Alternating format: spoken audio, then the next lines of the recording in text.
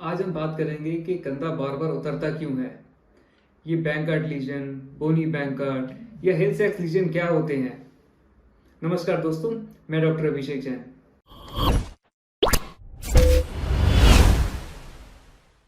दोस्तों, हमारा कंधा एक बॉल एंड सॉकेट जॉइंट है जिसमें ह्यूमरस का हेड बॉल है और ग्लेनॉइड एक सॉकेट है। इस सॉकेट यानी ग्लेनॉइड बहुत छोटा है अगर हम हिप से कंपेयर करें। ग्लेनॉइड के छोटा होने की वजह से हमारे शोल्डर की मोबिलिटी इतनी ज़्यादा है। ये हमारे सबसे मोबाइल जॉइंट्स में से है। इतनी ज़्यादा मोबिलिटी का नुकसान है कि डिसलोकेशन होने का रिस्क बहुत ज़्यादा रहता है शोल्डर में। शोल्डर जॉइंट जनरली स्पोर्ट्स खेलते समय, जिम के टाइम या किसी एक्सीडेंट में डिसलोकेट हो जाता है।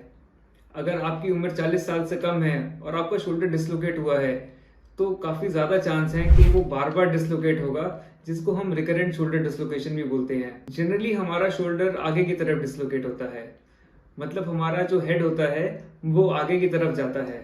हमारे ग्लेनॉइड के चारों तरफ एक लेब्रम होता है जो एक स्पेशल टिश्यू होता है ताकि शोल्डर अपनी जगह पे रहे, डिसलोकेट ना हो। हमारा शोल्डर सबसे कॉमनली आगे की तरफ डिसलोकेट होता है, यानी हेड आगे जाता है। तो जब भी शोल्डर डिसलोकेट होता है, हेड लेब्रम टिश्यू को फाड़ते हुए आगे चले जाता है। इस फटे हुए लेब्रम टिश्यू को हम बैंकार्ड लीजन बोलते हैं।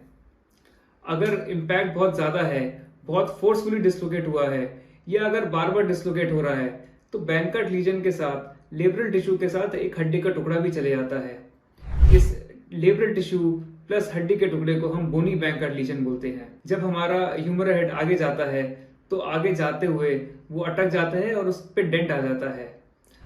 शोल्डर रिड्यूस करने के बाद भी वो डेंट ठीक नहीं होता। हेड के इस डेंट को हम हिल सैक्स लीजन बोलते हैं।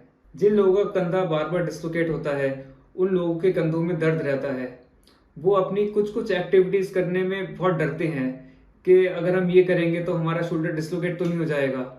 बॉलिंग करने में, वॉलीबॉल खेलने में, बैडमिंटन खेलने में, टेनिस सर्व करने में उनको डर लगता है कि शोल्डर डिसलोकेट हो जाएगा। कंधे से ऊपर का कोई भी काम हो, यहाँ तक कि अलमारी में सामान रखने में भी उनको लगता है उनका कंधा डिसलोकेट हो जाएगा। कुछ मरीजों का कंधा तो नींद में ही उतर जाता है और कुछ लोगों का कंधा इतना अनस्टेबल हो जाता है कि वो 50 बार, 60 बार, 100 बार भी डिसलोकेट हो जाता है। दोस्तों, अगर आपका कंधा बार बार उतर रहा है और आपकी एमआरआई में बैंकार्ड, बोनी बैंकार्ड या हिल सैक्स लीजन आया है तो बहुत ज़रूरी है आपका कंधा स्टेबल करा जाए, क्योंकि जितनी बार भी कंधा उतरता है अंदर डैमेज होता है और वो डैमेज परमानेंट होता है। कंधा स्टेबल करने के लिए आर्थ्रोस्कोपी सर्जरी होती है। इसमें कंधे के आसपास छोटे छोटे कट लगते हैं और दूरबीन और पतले पतले इंस्ट्रूमेंट से हम लेब्रम को रिपेयर कर देते हैं। ये लेब्रम बिल्कुल लेटेस्ट सूचरलेस एंकर से करे जाते हैं। ये लेब्रम अपनी जगह पे आ जाता है और कंधा बिल्कुल स्टेबल हो जाता है। क्योंकि इस रिपेयर में कोई नॉट्स नहीं होती तो आगे जाके कोई इरिटेशन भी नहीं होती है।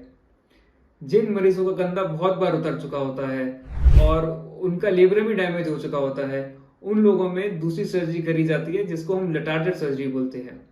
इस सर्जरी में हम कोरोकॉइड का छोटा सा पीस लेकर उसको हम लेब्रम की जगह लगा देते हैं। उससे हमारा कंधा स्टेबल हो जाता है। अगर आपका कंधा बार बार उतर रहा है या आपके एमआरआई में बैंकार्ड, बोनी बैंकार्ड या हिल सैक्स लीजन आया हुआ है तो घबराइए नहीं, हमसे संपर्क करिए।